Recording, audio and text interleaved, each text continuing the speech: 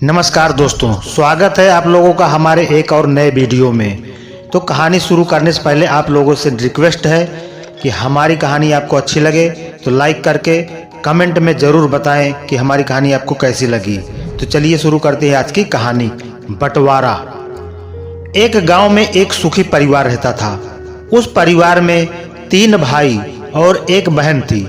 उनके माँ बाप उन चारों से बेहद प्यार करते थे, मगर बीच वाले बेटे से थोड़ा परेशान थे। बड़ा बेटा पढ़ लिख कर डॉक्टर बन गया था और छोटा बेटा भी पढ़ लिख कर इंजीनियर बन गया था, मगर बीच वाला बेटा बिल्कुल गंवार और आवारा किस्म का था। कुछ समय बाद उनके दोनों बेटे डॉक्टर और इंजीनियर ने शादी कर ली और महीनों के बाद ही इनकी बेटी का भी एक अच्छे घराने में विवाह हो गया, मगर बीच वाला बेटा अभी भी कुंवारा ही था। वह अनपढ़ था और कहीं पर मजदूरी का छोटा सा काम करता था। उसको शादी के लिए कोई भी लड़की नहीं मिल रही थी। उसके माँ बाप उससे बहुत परेशान हो चुके थे। अब जब भी उसकी बहन अपने मायके आती तो वह अपनी डॉक्टर और इंजीनियर दोनों भाइयों से मिलती थी, मगर बीच वाले भाई से बहुत कम मिलती थी, क्योंकि वह उसे ज्यादा पैसे नहीं दे पाता था। लेकिन फिर भी वह अपनी बहन से बहुत अधिक प्यार करता था। कुछ समय बाद उनके पिताजी की बीच वाले बेटे की बिना शादी किए बिना ही मृत्यु हो गई।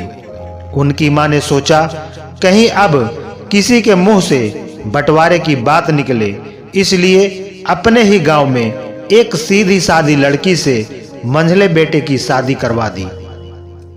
शादी होते ही न जाने क्या हुआ, अनपढ़ बेटा मन लगाकर काम करने लगा और पहले से कहीं ज्यादा मेहनत भी करने लगा। अब कोई भी पुराना दोस्त उसको मटर गश्ती के लिए बुलाने आता तो वह मना कर देता। एक दिन उसके डॉक्टर और इंजीनियर भाई ने सोचा कि यह तो गंवार और अनपढ़ है, हम इससे कहीं ज्यादा पैसे कमा लेते हैं, इसलिए अब हमें बंटवारा कर लेना चाहिए।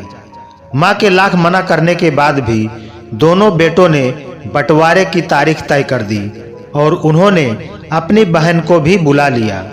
तभी उनका गंवार भाई कहता है कि तुम लोग बंटवारा कर लो, मुझे जो बचे वो दे देना या ना देना, मैं शाम को आकर अंगूठा लगा दूंगा।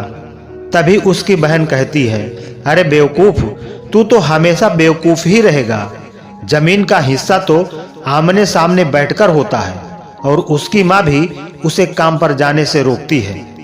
उसी वक्त वकील भी वहां आ जाता है और कहता है कि आपका सारा हिस्सा मिलाकर 10 बीघा जमीन और 1 मकान है। अब यह बताओ किसको कितना हिस्सा देना है, मैं उसी हिसाब से कागज बनवा दूंगा। तब गंवार भाई कहता है, वकील साहब, 5-5 बीघा जमीन हमारे दोनों भाइयों के नाम लिख दो और यह हमारा घर है, मेरी प्यारी बहन के नाम कर दो। तब दोनों भाई पूछते हैं कि तू अपने हिस्से में क्या लेगा। गंवार भाई कहता है कि मेरे हिस्से में मेरी प्यारी माँ है। वह अपनी पत्नी की तरफ मुस्कुराते हुए कहता है, क्यों, क्या मैंने गलत कहा? उस गंवार और अनपढ़ की पत्नी अपनी सास से लिपट कर कहती है, माँ से बड़ी वसीयत क्या होगी मेरे लिए। उसी वक्त उसका गंवार पति भी अपनी माँ से लिपट जाता है। गंवार बेटे और बहू के प्यार ने जमीन जायदाद के बंटवारे को एक सन्नाटे में बदल दिया। तभी बहन अपने गंवार भाई के गले लगकर लिपट कर रोते हुए कहती है कि माफ कर दो भैया, मैं आपको सम्मान नहीं दे सकी। तभी उसका भाई कहता है, मेरी प्यारी बहन, इस घर में जितना अधिकार हमारा है उतना ही तुम्हारा भी है। और रही बात बंटवारे की, तो बंटवारा नहीं करने से जीवन खत्म तो नहीं हो जाएगा। क्यों करते हैं हम बंटवारा? क्या हम एक साथ मिलकर नहीं रह सकते, जैसे हम बचपन में मिलकर रहते थे?